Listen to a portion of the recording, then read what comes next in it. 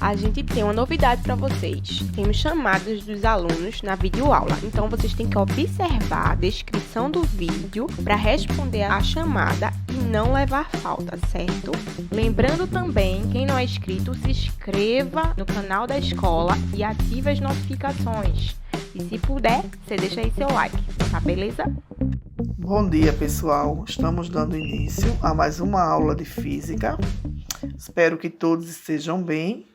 E para essa aula de hoje, nós vamos falar das leis da termodinâmica, do trabalho realizado por um gás e energia interna. Para início, vou falar quantas leis faz parte da termodinâmica e depois eu vou especificar cada uma delas. Então, leis da termodinâmica. Existem 4 leis da termodinâmica, que são a lei zero, que ela está associada ao conceito da temperatura. A primeira lei, que ela está relacionada ao conceito de energia. A segunda lei, que ela está associada ao conceito de entropia. E a terceira lei, que ela está relacionada ao limite constante da entropia, quando a temperatura Kelvin se aproxima de zero. Agora eu vou especificar cada uma delas. Então, para início, vamos conhecer um pouco sobre a lei zero da termodinâmica. A lei zero indica as condições para o equilíbrio térmico. Essa lei afirma que se dois corpos A e B estão separadamente em equilíbrio térmico com um terceiro corpo C, então A e B estão em equilíbrio térmico entre si.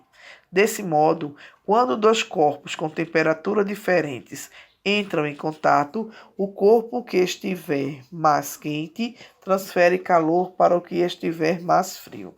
Assim, as temperaturas de ambos se igualam, fazendo com que ocorra o equilíbrio térmico.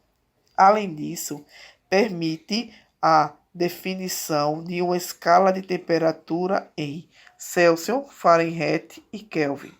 De acordo com essa lei, entre as condições para o equilíbrio térmico está a influência dos materiais que tornam a condutividade térmica maior ou menor. Vamos lá conhecer agora a primeira lei da termodinâmica. É uma das leis da termodinâmica mais conhecida. Foi desenvolvida por James Joule. Afirma que é possível elevar a temperatura de um sistema pela adição de calor, energia térmica, mas também efetuando-se trabalho sobre ele. Ele realizou uma experiência em que consistia na suspensão de dois corpos pesados por meio da carretilha e depois liberá-la. Os corpos atraídos pela terra caem, fazendo a carretilha girar. Esse movimento se transmitia à haste metálica e, dessa maneira, as pás giravam ao interior da água. Como consequência do movimento das pás, a temperatura do líquido se elevava, o que era indicado pelo termômetro. A primeira lei da termodinâmica é uma aplicação do princípio da conservação da energia para um sistema termodinâmico. De acordo com essa lei, a variação da energia interna de um sistema termodinâmico equivale à diferença entre quantidade de calor absorvido pelo sistema e o trabalho por ele realizado. De acordo com esse princípio, a energia total de um sistema sempre se mantém constante, já que ela não é perdida, mas sim transformada. No âmbito da termodinâmica, utiliza-se noções mais específicas e menos genéricas que aquelas usadas no princípio da conservação da energia. Na primeira lei da termodinâmica, usamos conceitos como energia interna, calor e trabalho, que são pertinentes ao âmbito das máquinas térmicas. Aplicações tecnológicas da fundamental importância para a termodinâmica. Coloquei uma imagem aí, de uma máquina a vapor. Então, as máquinas a vapor funcionam de acordo com a primeira lei da termodinâmica. Fórmula da primeira lei da termodinâmica. A fórmula usada para descrever matematicamente a primeira lei da termodinâmica é mostrada logo a seguir. Então, aí a gente tem um ΔU, que quer dizer a variação interna, que é igual ao Q maiúsculo, que quer dizer o calor menos um tal. Isso é uma letrinha grega que representa o ter de trabalho. Então, a variação interna da energia, ela pode ser em cal ou em joule. O calor pode ser em cal, que quer dizer caloria, ou em joule, que quer dizer energia. E o trabalho também pode ser em joule ou em calorias. Para usarmos essa fórmula, precisamos nos atentar para algumas regras de sinais. Então, ΔU será positivo se a temperatura do sistema aumentar.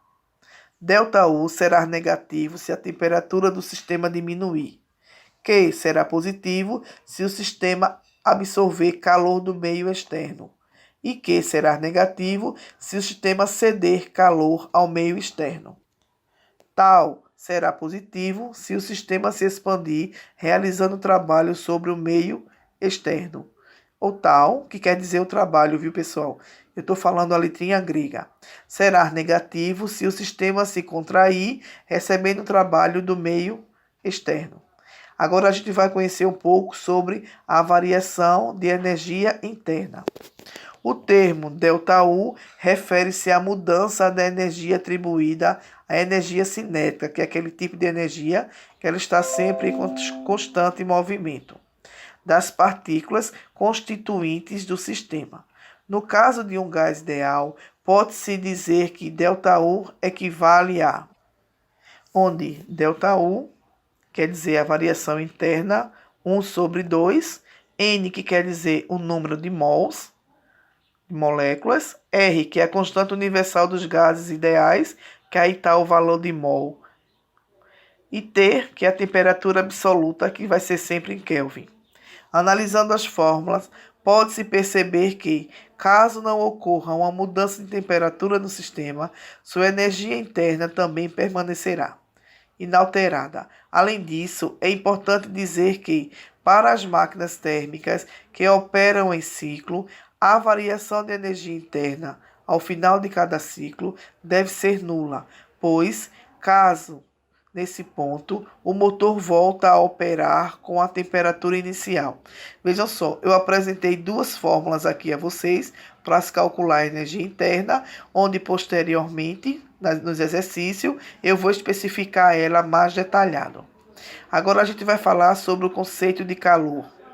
Seguindo para o próximo termo, que se refere à quantidade de calor transferido para um sistema, costumamos utilizar a equação fundamental da calorimetria, mostrada a seguir. Essa fórmula aí, a gente já trabalhou com ela quando a gente foi conhecer o conceito da calorimetria. Então, Q, que quer dizer calor, que pode ser em caloria ou em joule, M de massa, que pode ser em grama ou quilograma, C, que é calor específico, caloria ou joule em quilo, e a variação de temperatura, que pode ser em Celsius ou Kelvin. Por fim, agora, dentro da primeira lei, a gente vai conhecer o conceito de trabalho.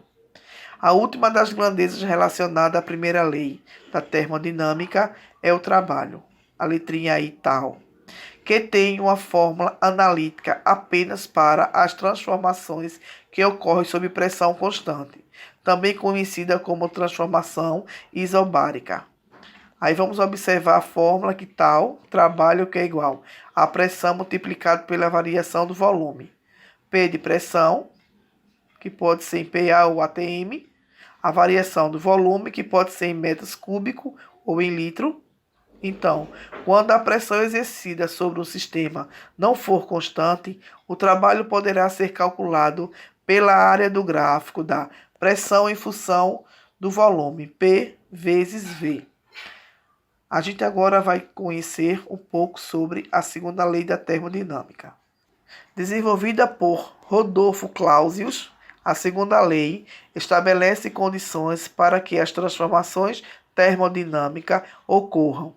Ela diz que, Para um sistema realizar conversões de calor em trabalho, ele precisa realizar ciclos entre fontes de calor quente e fria, de forma sucessiva. Assim, ocorre a transformação de calor em trabalho por processo cíclico.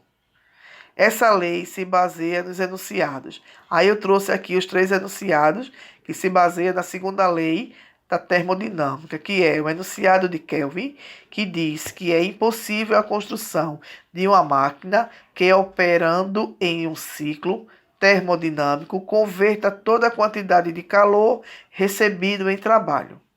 O outro enunciado, que é o de Clausius, que diz que o calor não pode fluir de forma espontânea de um corpo de temperatura menor para um corpo de temperatura mais alta.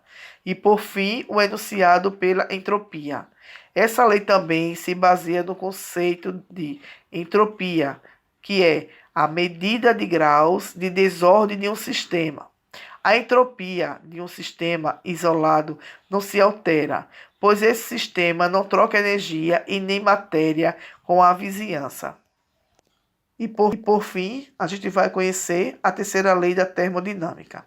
A terceira lei diz que, quando o sistema se aproxima da temperatura do zero absoluto, cessam todos os processos e a entropia assume o valor mínimo. Essa lei surgiu dos estudos de Planck e Walter, que, mesmo trabalhando de forma distinta, tentaram estabelecer princípios físicos que se tornassem a terceira lei da termodinâmica. Isso ocorreu durante os anos de 1906 e 1912, depois de já haver amplo conhecimento das 2 primeiras leis. Então, para a aula de hoje, estou apresentando a vocês alguns conceitos das leis da termodinâmica. Posteriormente, farei o exercício com todas as fórmulas já apresentadas e explicando detalhadamente como se aplicam os valores da fórmula. Tenham bons estudos e beijos. Nós da EREM José de Lima Júnior temos preparado aulas exclusivas para você. É super importante que você assista às aulas e faça as atividades.